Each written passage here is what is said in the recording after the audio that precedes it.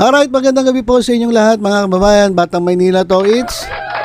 Pag-usapan natin itong ipinost ni Henyo Master Joey De Leon sa kanyang X account. Ito po yung dating Twitter. Nag-post po si Henyo Master Joey De Leon. Ito po yung kanyang post dyan sa ating screen. Nag-post siya ng litrato. Siyempre, litrato niya. Nag-post siya ng litrato niya na mayroong background sa likod na TBJ Productions. At meron po siyang sombrerong nakasulat icon. Yung icon po na yan, yung nakasulat niya sa sombrero ni Joey De Leon, iba-iba po ang ibig sabihin yan. Depende kung saang sitwasyon. Kayang-kaya baguhin na Henyo Master yung ibig sabihin ng icon na yan. At nakasuot po siya ng black na t-shirt. At meron pong nakasulat na 9. Yan mga kababayan yung kanyang pinost sa kanyang X account. At ito, basahin natin yung yung caption. Ayon kay Henyo Master Joey De Leon, ang poet nyo, bubulagin kayo ng doble-doble sa Sabado 11:30 AM. Hindi pala bubulagin, sorry. Wala na, nakasalamin na ako mali-mali pa. Ano pala, bubulagain. Bubulagin pa. Bubulagain kayo ng doble-doble sa Sabado 11:30 AM.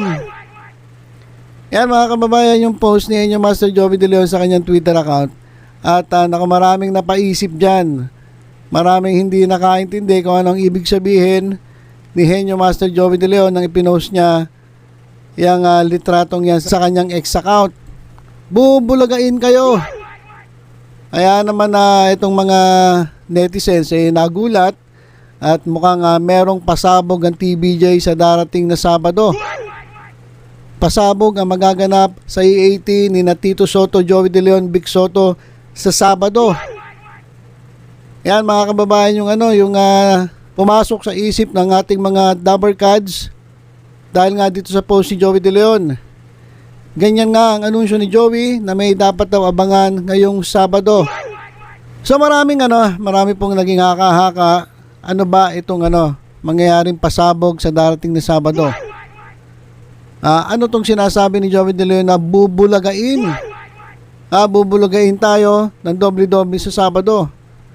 Sabi nga nung iba, meron daw pasabog etong TBJ sa darating na Sabado.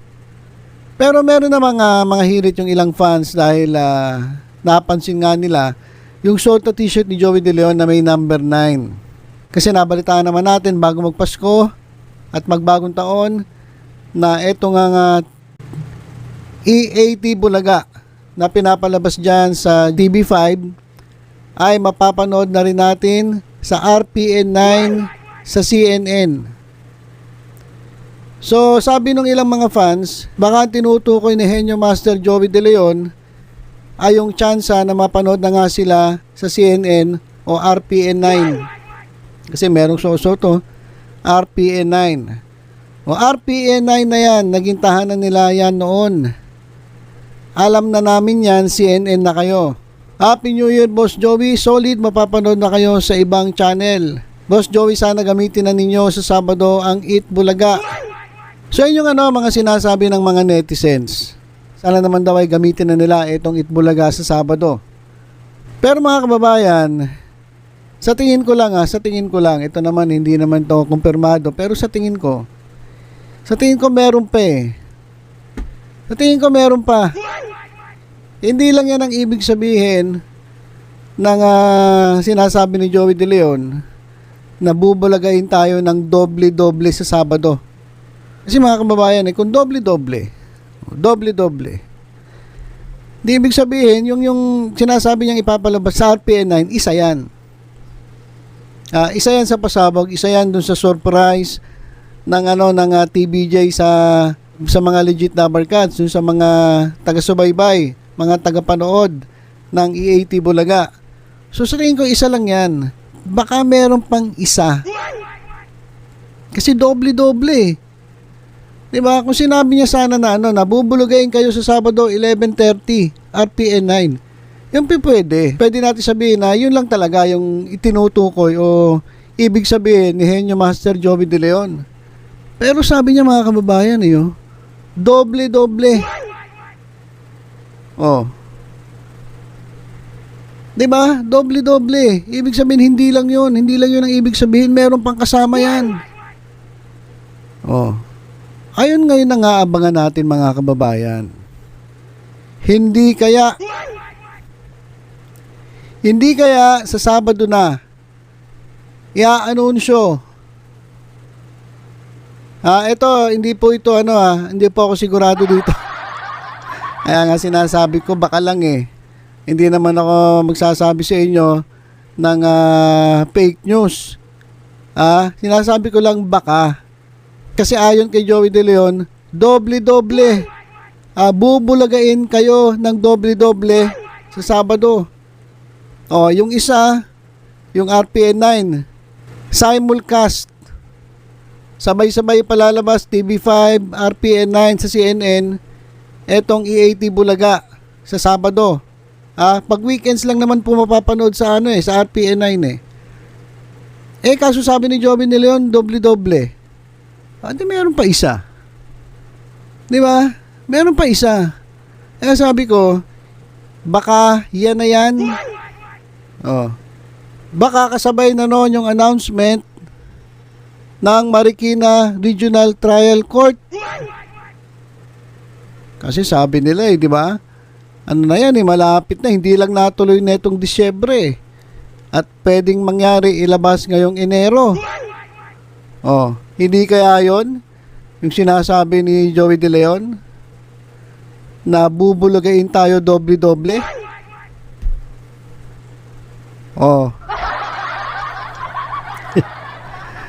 Kaya abangan natin yan mga kababayan. Tutok na kayo sa Sabado dyan sa EAT Bulaga sa TV5. Tingnan nyo na rin sa RPN 9 sa CNN. At baka merong announcement. Baka ilalabas na. Kasi marami nagtatanong kailan niya magagamitin yung Itbulaga na yan? Boss Joey, sabi nga nung isang netizen, Boss Joey, gamitin nyo na Itbulaga sa Sabado. Hindi kaya yun na yun, mga kababayan? Hindi kaya yun na yung announcement ng desisyon ng Marikina Trial Court tungkol dito sa copyright infringement na hindi napapayagan etong Tape Incorporated na gamitin etong Itbulaga. Kasi base sa IPO, ang nagmamay-ari ng Itbulaga ay etong TBJ. Kaya nga kinansela yung trademark na hawak ng Tape Incorporated, kinansela na. Kasi ayon sa IPO mismo, Intellectual Property Office, ang merong karapatan lang mag-register ng trademark ng Itbulaga ay yung creator. At napatunayan ng IPO na ang creator ay etong si Joey De Leon. Kaugnay niyan mga kababayan, baka ilabas na etong desisyon sa copyright infringement para tuloy-tuloy na talaga magamit ng TBJ etong Itbulaga, na napatunayan naman na talagang sila ang nagmamay-ari, sila nag-imbento, sila ang gumawa. Hindi nga napaliwanag nung kabila kung paano nagsimula yung Itbulaga So, yan mga kababayan ang abangan natin. Kasi duda ako dun sa isa lang Duda ako dun sa RPN 9 lang na issue na dun ipalalabas sasabay yung broadcast. Sa tingin ko hindi lang yan mga kababayan. Meron pa yan mga kababayan. Meron pang isa yan. Kaya nga sabi, bubulagain tayo ng doble-doble, di ba? So, yan mga kababayan, abangan natin. Sa darating na Sabado, itong pasabog ng TBJ. At mukhang good news na ito mga kababayan. So, tutok-tutok lang dito sa Batang Maynila Tawid sa mga susunod pang updates. Ingat po tayong lahat. God bless.